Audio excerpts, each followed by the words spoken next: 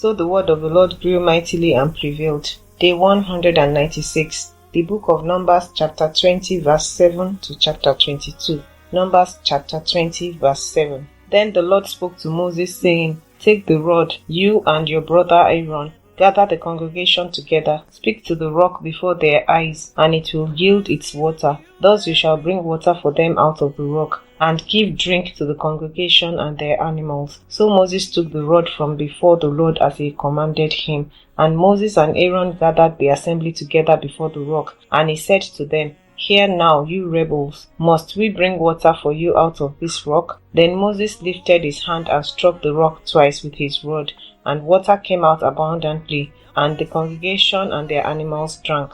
Then the Lord spoke to Moses and Aaron, Because you did not believe me, to hallow me in the eyes of the children of Israel, therefore you shall not bring this assembly into the land which I have given them. This was the water of Meribah, because the children of Israel contended with the Lord, and he was hallowed among them. Now Moses sent messengers from Kadesh to the king of Edom.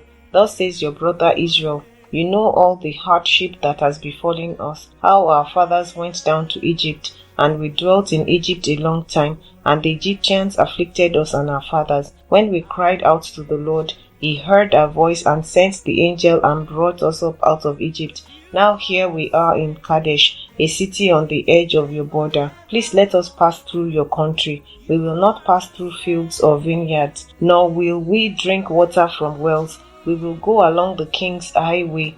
We will not turn aside to the right hand or to the left until we have passed through your territory. Then Edom said to him, You shall not pass through my land, lest I come out against you with the sword. So the children of Israel said to him, We will go by the highway, and if I or my livestock drink any of your water, then I will pay for it. Let me only pass through on foot, nothing more. Then he said, You shall not pass through. So Edom came out against them with many men and with a strong hand. Thus Edom refused to give Israel passage through his territory. So Israel turned away from him. Now the children of Israel, the whole congregation, journeyed from Kadesh and came to Mount Hor. And the Lord spoke to Moses and Aaron in Mount Hor by the border of the land of Edom, saying, Aaron shall be gathered to his people, for he shall not enter the land which I have given to the children of Israel, because you rebelled against my word at the water of Meribah. Take Aaron and Eleazar his son, and bring them up to Mount Hor, and strip Aaron of his garments, and put them on Eleazar his son, for Aaron shall be gathered to his people and die there. So Moses did just as the Lord commanded, and they went up to Mount Hor in the sight of all the congregation. Moses stripped Aaron of his garments and put them on Eleazar his son, and Aaron died there on the top of the mountain. Then Moses and Eleazar came down from the mountain. Now when all the congregation saw that Aaron was dead, all the house of Israel mourned for Aaron 30 days. Chapter 21. The king of Arad, the Canaanite, who dwelt in the south, heard that Israel was coming on the road to Atharim. Then he fought against Israel and took some of them prisoners. So Israel made a vow to the Lord and said, If you will indeed deliver these people into my hand, then I will utterly destroy their cities. And the Lord listened to the voice of Israel and delivered up the Canaanites, and they utterly destroyed them and their cities. So the name of that place was called Hormah. Then they journeyed from Mount Hor by the way of the Red Sea to go around the land of Edom. And the soul of the people became very discouraged on the way. And the people spoke against God and against Moses. Why have you brought us up out of Egypt to die in the wilderness? For there is no food and no water, and our soul loathes this worthless bread. So the Lord sent fiery serpents among the people, and they bit the people, and many of the people of Israel died. Therefore the people came to Moses and said, We have sinned, for we have spoken against the Lord and against you. Pray to the Lord that he take away the serpents from us. So Moses prayed for the people. Then the Lord said to Moses, Make a fiery serpent and set it on a pole, and it shall be that everyone who is bitten, when he looks at it, shall live. So Moses made a bronze serpent and put it on a pole. And so it was, if a serpent had bitten anyone, when he looked at the bronze serpent, he lived. Now the children of Israel moved on and camped in Oboth, and they journeyed from Oboth and camped at Ije-Abarim in the wilderness which is east of Moab, towards the sunrise. From there they moved and camped in the valley of Zered. From there they moved and camped on the other side of the Arnon, which is in the wilderness that extends from the border of the Amorites. For the Arnon is the border of Moab, between Moab and the Amorites. Therefore it is said in the book of the words of the Lord, Wahib in Suphah, the brooks of the Arnon, and the slope of the brooks that reaches to the dwelling of Ar, and lies on the border of Moab. From there they went to Beer, which is the well where the Lord said to Moses, Gather the people together, and I will give them water. Then Israel sang this song, Spring up, O well, all of you sing to it. The well the leaders sank, dug by the nation's nobles, by the lawgiver with their staves. And from the wilderness they went to Matana, from Matana to Nahaliel, from Nahaliel to Bamoth, and from Bamoth in the valley that is in the country of Moab, to the top of Pisgah, which looks down on the wasteland. Then Israel sent messengers to Sihon, king of the Amorites, saying, Let me pass through your land. We will not turn aside into fields or vineyards. We will not drink water from wells. We will go by the king's highway until we have passed through your territory. But Sihon would not allow Israel to pass through his territory. So Sihon gathered all his people together and went out against Israel in the wilderness. And he came to Jahaz and fought against Israel. Then Israel defeated him with the edge of the sword, and took possession of his land from the Arnon to the Jabbok, as far as the people of Ammon, for the border of the people of Ammon was fortified. So Israel took all these cities, and Israel dwelt in all the cities of the Amorites, in Heshbon and in all its villages. For Heshbon was the city of Sihon, king of the Amorites, who had fought against the former king of Moab, and had taken all his land from his hand as far as the Arnon. Therefore those who speak in Proverbs say, Come to Heshbon, let it be built, let the city of Sihon be repaired. For fire went out from Heshbon, a flame from the city of Sihon. It consumed Ar of Moab, the lords of the heights of the Arnon. Woe to you, Moab! You have perished, O people of Chemosh. He has given his sons as fugitives, and his daughters into captivity, to Sihon, king of the Amorites. But we have shot at them. Heshbon has perished as far as Dibon. Then we laid waste as far as Nophah, which reaches to Medeba. Thus Israel dwelt in the land of the Amorites. Then Moses sent to spy out Jazer, and they took its villages and drove out the Amorites who were there. And they turned and went up by the way to Bashan. So Og, king of Bashan, went out against them, he and all his people, to battle at Edrei. Then the Lord said to Moses, Do not fear him, for I have delivered him into your hand, with all his people and his land. And you shall do to him as you did to Sihon, king of the Amorites, who dwelt at Heshbon. So they defeated him, his sons, and all his people, until there was no survivor left him, and they took possession of his land. Chapter 22.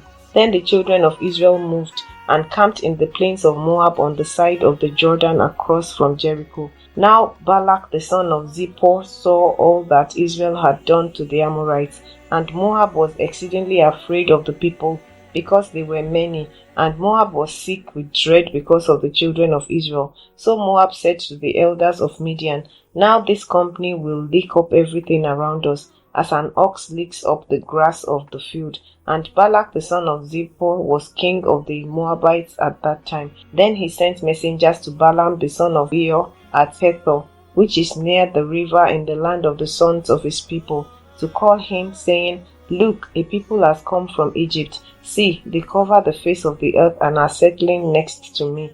Therefore, please come at once. Curse these people for me, for they are too mighty for me. Perhaps I shall be able to defeat them and drive them out of the land. For I know that he whom you bless is blessed, and he whom you curse is cursed. So the elders of Moab and the elders of Midian departed with the diviner's fee in their hand. And they came to Balaam and spoke to him the words of Balak. And he said to them, Lodge here tonight, and I will bring back words to you, as the Lord speaks to me.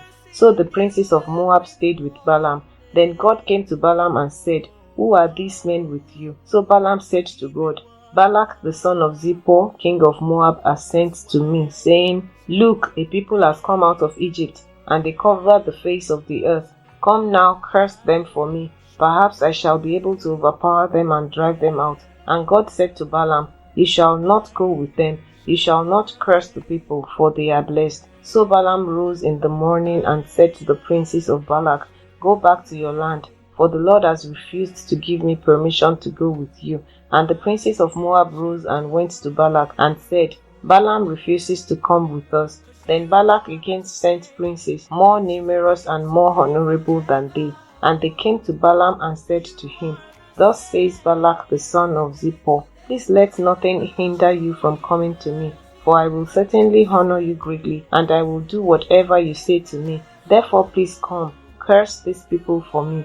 Then Balaam answered and said to the servants of Balak, Though Balak were to give me his house full of silver and gold, I could not go beyond the word of the Lord my God to do less or more. Now therefore, please you also stay here tonight, that I may know what more the Lord will say to me. And God came to Balaam at night and said to him, If the men come to call you, rise and go with them, but only the word which I speak to you, that you shall do. So Balaam rose in the morning, saddled his donkey, and went with the princes of Moab. Then God's anger was aroused because he went, and the angel of the Lord took his stand in the way as an adversary against him, and he was riding on his donkey, and his 2 servants were with him. Now the donkey saw the angel of the Lord standing in the way with his drawn sword in his hand, and the donkey turned aside out of the way and went into the field.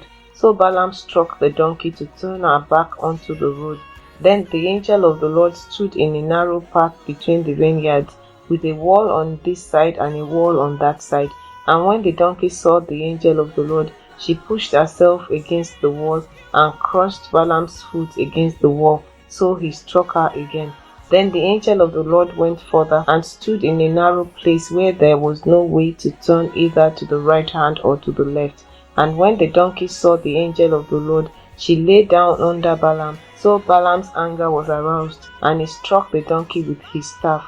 Then the Lord opened the mouth of the donkey, and she said to Balaam, What have I done to you that you have struck me these 3 times? And Balaam said to the donkey, Because you have abused me, I wish there were a sword in my hand. I wish there were a sword in my hand, for now I would kill you. So the donkey said to Balaam, Am I not your donkey on which you are ridden? Ever since I became yours to this day, was I ever disposed to do this to you?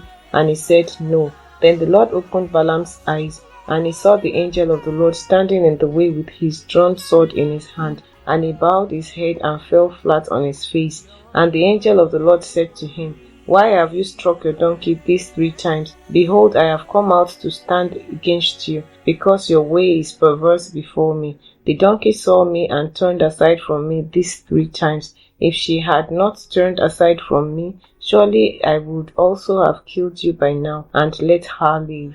And Balaam said to the angel of the Lord, I have sinned, for I did not know you stood in the way against me. Now therefore, if it displeases you, I will turn back. Then the angel of the Lord said to Balaam, Go with the men, but only the words that I speak to you, that you shall speak. So Balaam went with the princes of Balak. Now when Balak heard that Balaam was coming, he went out to meet him at the city of Moab, which is on the border at the Arnon, the boundary of the territory. Then Balak said to Balaam, Did I not earnestly send to you, calling for you? Why did you not come to me? Am I not able to honor you? And Balaam said to Balak, Look, I have come to you.